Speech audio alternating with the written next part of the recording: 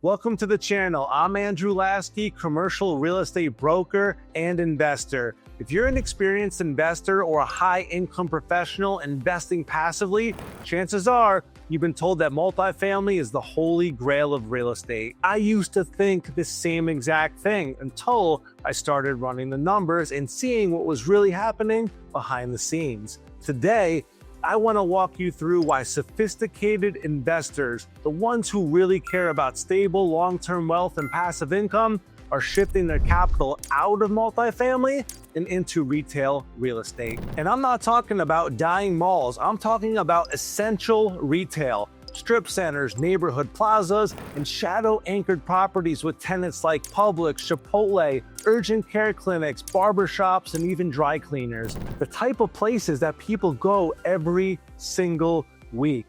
This video may challenge your thinking, and that's the whole point. Before we go any further, if you find value in this video, make sure you hit the like button and subscribe so that you don't miss out on how to build wealth the right way through real estate investing. Now, let me hit you with a quick comparison. In multifamily, tenants stay 12 months, maybe 2 or 3 years if you're lucky. You're handling the repairs, late rent, turnover, and taking all of the legal risk. When it comes to retail, tenants sign way longer leases, 3, 5, and even 10-year leases. They pay your taxes, insurance, and maintenance.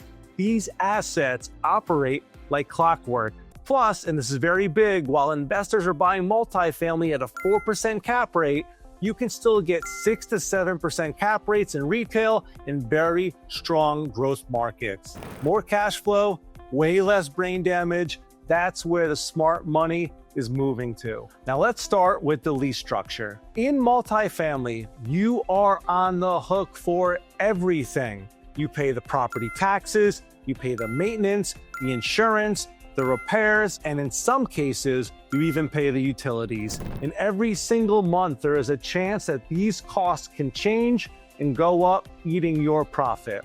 When it comes to triple net retail, tenants pay most, if not all, of the expenses. That means that you, as the owner or the investor, your income is way more predictable. That means that the rent check that you get isn't being eaten up by surprise plumbing issues or rising insurance premiums that we're seeing right now in 2025. And the leases often have built-in rent escalation. So every year, your income increases automatically, not because the market moved up, but because the leases say it must. This is the key difference. With multifamily, rent bumps are dependent on market demand and tenant affordability. With retail, it's contractual. Now let's talk about one of the biggest pain points when it comes to multifamily investments: tenant turnover. You may think that you're getting great cash flow, but that is until someone moves out and you're stuck with the vacancies, the cleaning,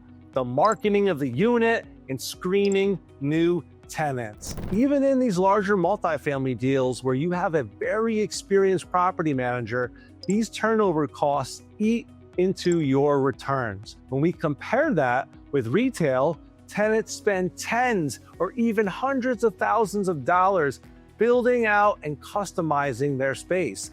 They're not going anywhere. They're not moving in a year. They want their roots solidified, and they don't care about flexibility the way that a multifamily tenant would.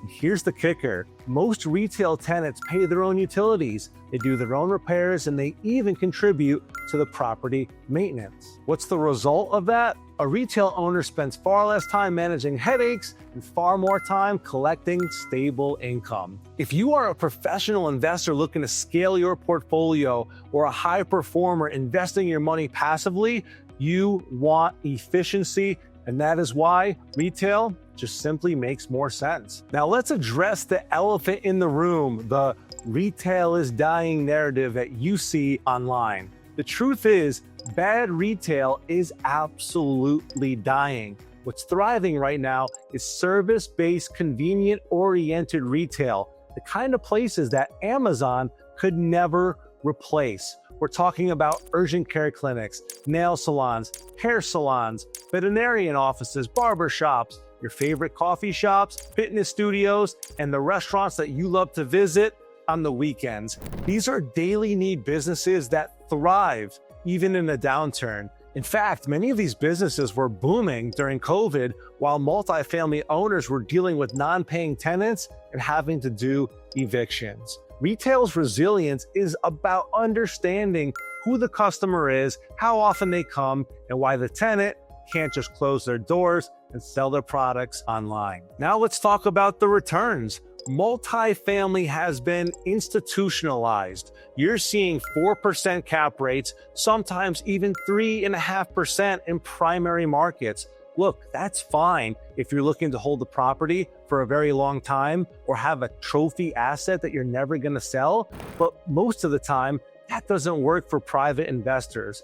When it comes to retail, you can still find 6-7% cap rate deals with built-in upside. These value-add opportunities come through finding new tenants or putting in longer leases, and this income doesn't require heavy lifting. And the best part about it is that lenders love these assets too, especially when you have a big credit tenant or long-term leases in place. Even the local banks are happy to finance these stabilized retail deals that have clean rent rolls because they know that the cash flow is contractual and not speculative. So not only are you getting better cash-on-cash returns, you're doing it with less volatility and less tenant drama. And let me leave you with this.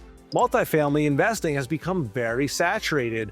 Retail is where all the sophisticated investors and strategic capital partners are moving to. Why?